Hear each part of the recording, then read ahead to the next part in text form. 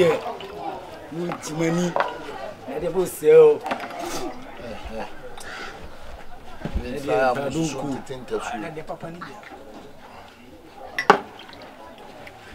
Mind you, mind you, well, the salmon, Miss Me Pardon, when they meet Mrs. Now, who got dinner and how? Dinner, how Mrs. I don't know, you banks are Garcia, we are Jason. I don't know, Cratch, Ubu Saman and the Biaumpe. Uber Boon Salmon and Net, Ubin now. I don't go see what you do. I don't go. One can't send me what you do. I saw one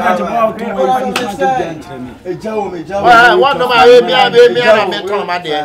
One of my man on my dear. We say, so no man on one. So and I didn't say, Mudio, Obanama Tonson said, doesn't tell us yourself. I told you not so. I would have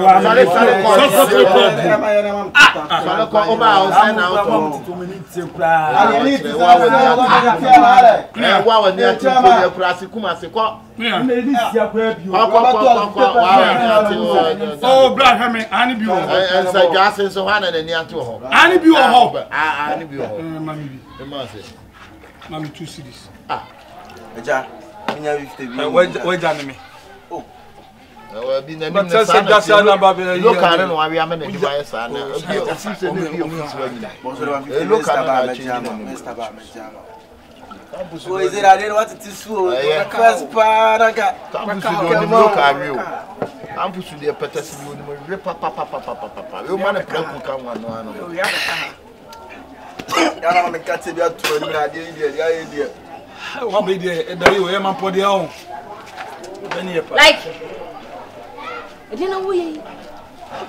Not out to Prohana.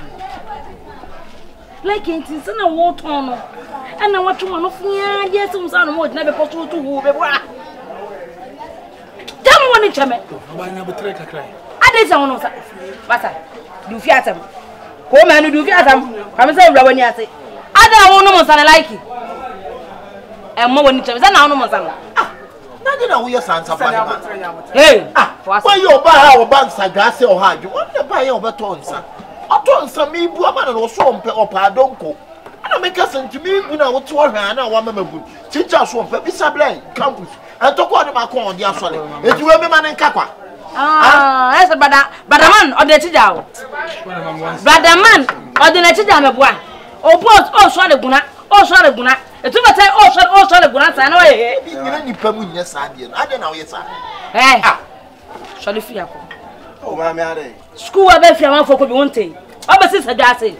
Made them sports element to some last one, depends on four. Hey, shall you call it down the door? Can all day?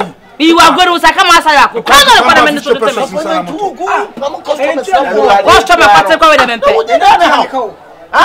Somebody's kind of more little. Cock, would you met Namco Tiama and Metis and be ordinary? I'd have a time. Yeah, also, Solico, would you a good I don't talk each other, Solico. It was so full caddy, Solico, sitting out here. I tell you, you didn't cry, but Tonson. What to me up on women? Well, come, Coran, where they were no cry. No, before. Madam, I made so. Sicabia did it. You ever come be up in your Biaka? I say, who cracked and see class of 20. You ever come be out, but oh, Banwabo. I say, but all the I 5 cents. Also, we are Calabula. Money to see Massage one. I money to 5. Ultimately,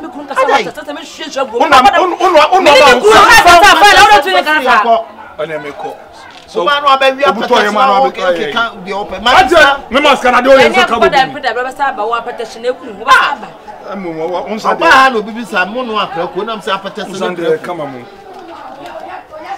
I got 2 cities. I sat to talk to one city. Calabria. I assume me for. Why you go to motor what and why you know him good up? One here and massam. What is that? Who to be a woman? I'm on Shame. Only me. And I saw a boy for Bonamebo. Now, bro, shit. Ah, brobo to brobo, yeah. Let's write me down to who died. We don't want me. Bro. My